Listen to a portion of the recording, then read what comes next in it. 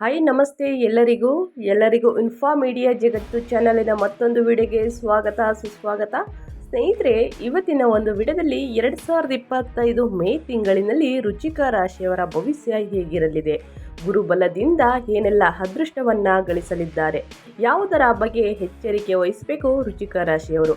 ಮೇ ತಿಂಗಳಲ್ಲಿ ವೃಶ್ಚಿಕ ರಾಶಿಯವರಿಗೆ ಆರೋಗ್ಯ, ಶಿಕ್ಷಣ, ಉದ್ಯೋಗ, ಆರ್ಥಿಕ ಸ್ಥಿತಿ, ಕುಟುಂಬ ಮತ್ತು ವ್ಯಾಪಾರದ ಫಲಿತಾಂಶಗಳು ಗೋಚರದ ಆಧಾರದ ಮೇಲೆ ವೃಶ್ಚಿಕ ರಾಶಿಯವರ ಭವಿಷ್ಯ ನಿಂತಿದೆ ಅಂತಲೇ ಹೇಳ್ಬೋದು.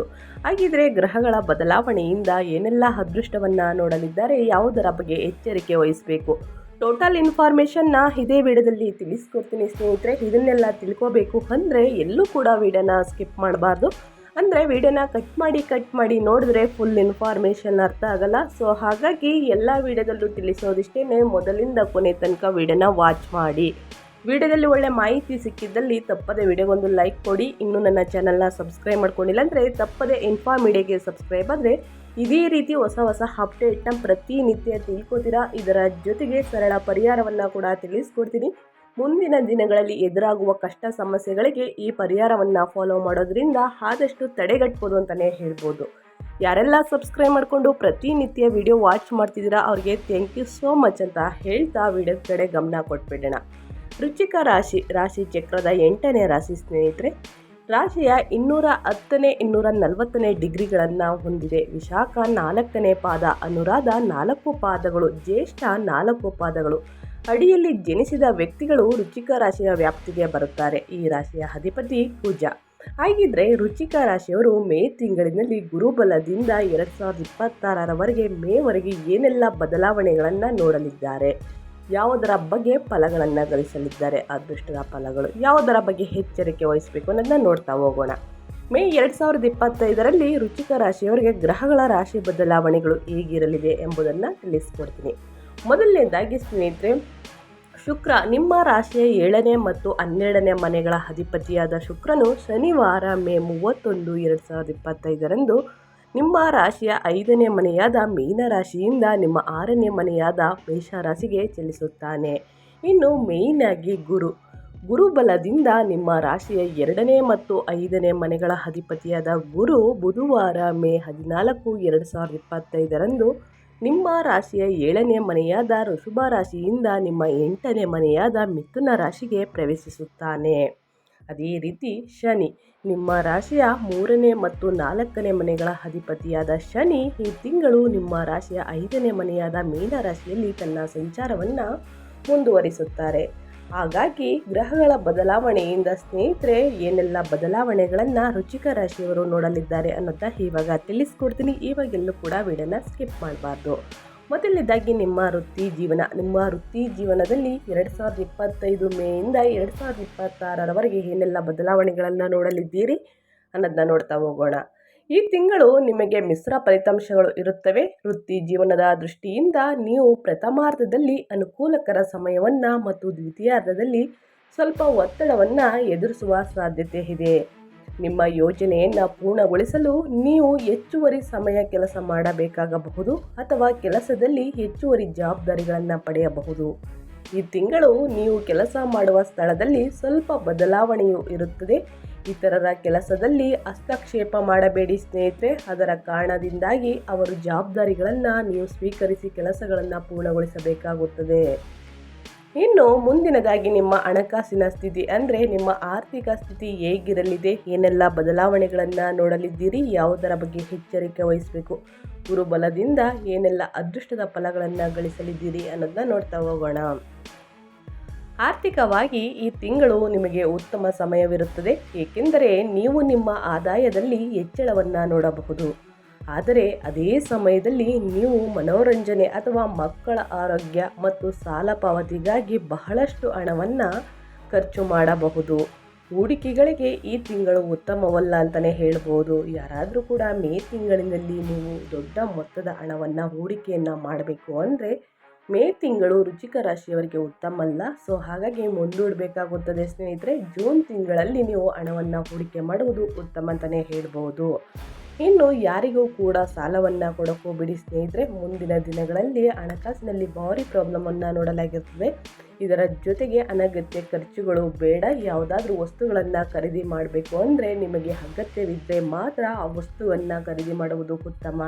ಸುಮ್ಮನೆ ಅನಗತ್ಯ ವಸ್ತುಗಳನ್ನು ಖರೀದಿ ಮಾಡುವುದು, ಅನಗತ್ಯ ಖರ್ಚು ಮಾಡುವುದರಿಂದ ಮುಂದಿನ ದಿನಗಳಲ್ಲಿ ನಿಮ್ಮ ಆರ್ಥಿಕ ಸ್ಥಿತಿ ಹದಗೆಡುತ್ತದೆ. ಸೊ ಹಾಗಾಗಿ ಇದನ್ನೆಲ್ಲ ಯೋಚನೆ ಮಾಡಿ ಒಳ್ಳೆಯ ನಿರ್ಧಾರಗಳನ್ನು ತೆಗೆದುಕೊಂಡು ಒಳ್ಳೊಳ್ಳೆ ವಸ್ತುಗಳನ್ನು ಖರೀದಿ ಮಾಡಿ.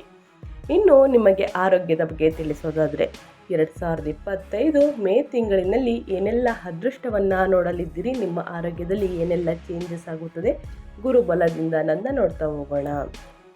ಆರೋಗ್ಯದ ದೃಷ್ಟಿಯಿಂದ ಈ ತಿಂಗಳ ಪ್ರಥಮಾರ್ಧವು ಉತ್ತಮವಾಗಿರುತ್ತದೆ. ನೀವು ಆರೋಗ್ಯ ಸಮಸ್ಯೆಗಳಿಂದ ಚೇತರಿಸಿಕೊಳ್ಳುತ್ತೀರಿ ಮತ್ತು ಈ ಸಮಯದಲ್ಲಿ ದೊಡ್ಡ ಆರೋಗ್ಯ ಸಮಸ್ಯೆಗಳು ಇರುವುದಿಲ್ಲ. ಇನ್ನು ದ್ವಿತೀಯಾರ್ಧದಲ್ಲಿ ಗುರು ಮತ್ತು ರಾಹು ಕೇತುಗಳ ಗೋಚರವು ಅನುಕೂಲಕರವಾಗಿಲ್ಲ ಸ್ನೇಹಿತರೆ. ಕೆಲವು ಆರೋಗ್ಯ ಸಮಸ್ಯೆಗಳು ಬರುವ ಸಾಧ್ಯತೆ ಇದೆ. ವಿಶೇಷವಾಗಿ ಹೊಟ್ಟೆ ಮತ್ತು ಹೃದಯಕ್ಕೆ ಸಂಬಂಧಿಸಿದ ಸಣ್ಣ ಪುಟ್ಟ ಆರೋಗ್ಯ ಸಮಸ್ಯೆಗಳು ದ್ವಿತೀಯಾರ್ಧದಲ್ಲಿ ಬರುವ ಸಾಧ್ಯತೆ ಇದೆ. ಅಂದರೆ ಜೂನ್ ತಿಂಗಳಿನಲ್ಲಿ ಬರುವ ಸಾಧ್ಯತೆ ಇದೆ ಸ್ನೇಹಿತರೆ. ಅದರ ಬಗ್ಗೆ ನಾನು ಅಪ್ಡೇಟ್ಸ್ನ ತಿಳಿಸ್ಕೊಡ್ತೀನಿ. ಇದು ಮೇ ತಿಂಗಳಲ್ಲಿ ತಿಳ್ಕೊಳ್ಳಿ. ನಿಮ್ಮ ಆರೋಗ್ಯದ ಕಡೆ ಗಮನವನ್ನು ಕೊಡಿ, ನೀರನ್ನು ಕುಡಿಯಿರಿ ಸ್ನೇಹಿತರೆ. ಹೊಟ್ಟೆಗೆ ಸಂಬಂಧಿತ ಕಾಯಿಲೆಗಳು ದೂರವಾಗುತ್ತದೆ. ಇನ್ನು ಪ್ರತಿನಿತ್ಯ ನಿಮ್ಮ ದಿನಚರಿಯಲ್ಲಿ 3/4 ಗಂಟೆ ಟೈಮ್ ವ್ಯಾಯಾಮ ಧ್ಯಾನವನ್ನು ಮಾಡುವುದರಿಂದ ಇಲ್ಲ ವಾಕಿಂಗ್ ಮಾಡುವುದರಿಂದ ಮುಂದಿನ ದಿನಗಳಲ್ಲಿ ನಿಮ್ಮ ಆರೋಗ್ಯ ಉತ್ತಮವಾಗಿರುತ್ತದೆ. ಇನ್ನು ಹೊರಗಿನ ತಿಂಡಿಯನ್ನು ಆದಷ್ಟು ತ್ಯಜಿಸಬೇಕಾಗುತ್ತದೆ. ಅಂದರೆ ತಿನ್ನಕ್ಕೆ ಹೋಗ್ಬೇಡಿ, ತಪ್ಪಿಸಬೇಕಾಗುತ್ತದೆ.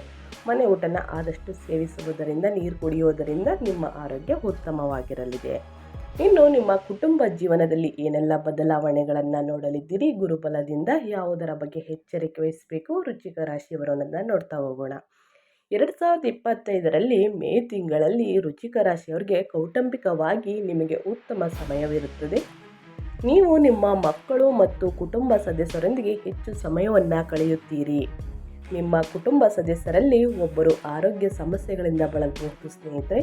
ನಿಮ್ಮ ಜೀವನ ಸಂಗಾತಿಗೆ ವೃತ್ತಿಯಲ್ಲಿ ಅಭಿವೃದ್ಧಿ ಅಥವಾ ಅವರ ಕೆಲಸಗಳಲ್ಲಿ ಯಶಸ್ಸು ಸಿಗಬಹುದು.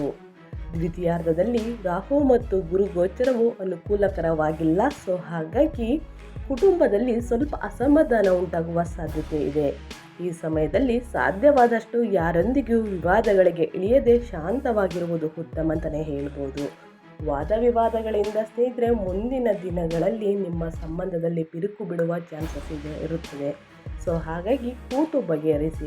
ಯಾರು ಹಿರಿಯರು ಮಾತನಾಡಬೇಕಾದ್ರೆ ಆಲಿಸಿ ಅಂತಲೇ ಹೇಳ್ಬೋದು. ಕೇಳಿಸ್ಕೊಳ್ಳಿ, ಒಳ್ಳೆಯದಕ್ಕೆ ಹೇಳಿರ್ತಾರೆ. ನೀವು ಕೂಡ ದುಡುಕಿ ಒಳ್ಳೊಳ್ಳೆ ಮಾತುಗಳನ್ನು ಹಾಡೋಕ್ಕೋಗ್ಬೇಡಿ ಸ್ನೇಹಿತರೆ. ಕೂತು ಬಗೆಹರಿಸಿ ಮಾತನಾಡಿದ್ರೆ ಸಂಬಂಧ ಗಟ್ಟಿಯಾಗಿರುತ್ತದೆ ಅಂತ ಹೇಳ್ತಾ, ಇನ್ನು ನಿಮ್ಮ ವ್ಯಾಪಾರ ವ್ಯವಹಾರದ ಬಗ್ಗೆ ತಿಳಿಸ್ಕೊಡ್ತೀನಿ. ಏನೆಲ್ಲ ಬದಲಾವಣೆಗಳನ್ನು ನೋಡಲಿದ್ದೀರಿ ಅನ್ನೋತಾ ನೋಡ್ತಾ ಹೋಗೋಣ. ಗುರುಬಲದಿಂದ ವ್ಯಾಪಾರಿಗಳಿಗೆ ಈ ತಿಂಗಳು ಸ್ವಲ್ಪ ಸಾಮಾನ್ಯ ವ್ಯಾಪಾರವಿರುತ್ತದೆ. ಪ್ರಥಮಾರ್ಧದಲ್ಲಿ ವ್ಯಾಪಾರದ ದೃಷ್ಟಿಯಿಂದ ಸ್ವಲ್ಪ ಅನುಕೂಲಕರವಾಗಿರುತ್ತದೆ. ಆದರೆ ನೀವು ಹೆಚ್ಚು ಹೂಡಿಕೆ ಮಾಡಿದರೂ ಕಡಿಮೆ ಆದಾಯವನ್ನು ಪಡೆಯುವ ಸಾಧ್ಯತೆ ಇರುತ್ತದೆ ಸ್ನೇಹಿತರೆ. ಆದ್ದರಿಂದ ನೀವು ಇದರ ಮೇಲೆ ಗಮನ ಹರಿಸಬೇಕಾಗುತ್ತದೆ ಮತ್ತು ಸರಿಯಾದ ಸಂಶೋಧನೆ ಇಲ್ಲದೆ ಹೂಡಿಕೆ ಮಾಡಬಾರದು. ದ್ವಿತೀಯಾರ್ಧದಲ್ಲಿ ಗುರುಗೋಚರವು ಅನುಕೂಲಕರವಾಗಿಲ್ಲದಿರುವುದರಿಂದ ಹೂಡಿಕೆಗಳ ವಿಷಯದಲ್ಲಿ ಜಾಗರೂಕರಾಗಿರುವುದು ಉತ್ತಮ ಅಂತಲೇ ಹೇಳ್ಬೋದು. ಸೊ ಹಾಗಾಗಿ ದ್ವಿತೀಯಾರ್ಧದಲ್ಲಿ ನಿಮ್ಮ ಗುರು ಗೋಚರವು ಸ್ವಲ್ಪ ಅನುಕೂಲಕರವಾಗಿಲ್ಲ ಸ್ನೇಹಿತರೆ. ಸೊ ಹಾಗಾಗಿ ಹೂಡಿಕೆಗಳ ವಿಷಯದಲ್ಲಿ ಸ್ವಲ್ಪ ಜಾಗರೂಕತೆ ಇರುವುದು ಉತ್ತಮ ಅಂತಂದರೆ ತಪ್ಪಾಗೋದಿಲ್ಲ. ಇನ್ನು ವಿದ್ಯಾರ್ಥಿಗಳಿಗೆ 2025 ಮೇ ತಿಂಗಳಿನಲ್ಲಿ ವೃಶ್ಚಿಕ ರಾಶಿಯವರ ವಿದ್ಯಾರ್ಥಿಗಳಿಗೆ ಉತ್ತಮ ಸಮಯವಿರುತ್ತದೆ. ಅವರು ಹಿರಿಯರು ಮತ್ತು ಶಿಕ್ಷಕರಿಂದ ಸ್ವಲ್ಪ ಬೆಂಬಲವನ್ನು ಪಡೆಯುತ್ತಾರೆ.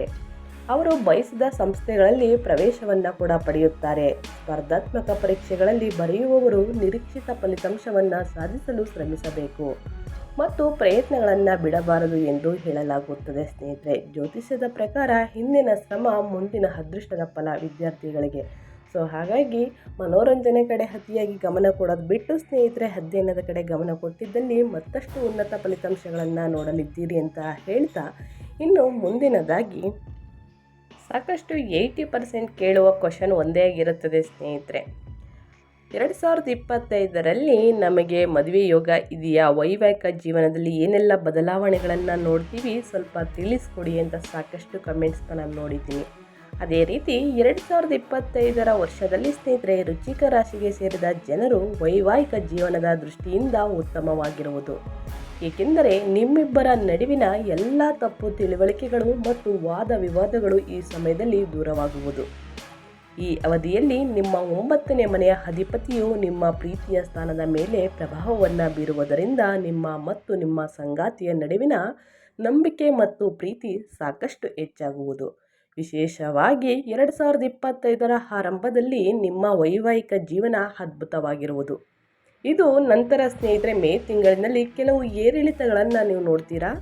ಈ ಅವಧಿಯಲ್ಲಿ ನೀವು ಕೆಲವು ತಪ್ಪು ತಿಳುವಳಿಕೆಗಳನ್ನು ನಿಮ್ಮ ಸಂಗಾತಿಯೊಂದಿಗೆ ಹೊಂದಬಹುದು. ನಿಮ್ಮಿಬ್ಬರ ನಡುವೆ ಸಣ್ಣ ಪುಟ್ಟ ವಿಷಯಕ್ಕೆ ಮನಸ್ತಾಪ ಇದ್ದರೂ ವಾದ ವಿವಾದ ಎದುರಾಗಬಹುದು. ಹಾಗಾಗಿ ಈ ಸಮಯದಲ್ಲಿ ನೀವು ಕೂತು ಮಾತನಾಡುವ ಮೂಲಕ ವಿಷಯಗಳನ್ನು ಬಗೆಹರಿಸುವುದು ಉತ್ತಮ. ಇನ್ನು ಸೆಪ್ಟೆಂಬರ್, ನವೆಂಬರ್, ಡಿಸೆಂಬರ್ ಈ 3 ತಿಂಗಳಿನಲ್ಲಿ ಸ್ನೇಹಿತರೆ ನೀವು ನ್ಯಾಯಾಲಯಕ್ಕೆ ಸಂಬಂಧಿಸಿದ ವಿಚಾರಗಳಿಗೆ ಪರಿಹಾರವನ್ನು ಪಡೆಯುತ್ತೀರಿ. 6ನೇ ಮನೆಯ ಅಧಿಪತಿಯು ಉತ್ತಮ ಸ್ಥಾನದಲ್ಲಿರುವುದರಿಂದ ನೀವು ಜೀವನದಲ್ಲಿ ಯಶಸ್ಸು, ಸಂತೋಷ ಗಳಿಸುವ ಸಂಭವ ಹೆಚ್ಚಾಗಿರುವುದು.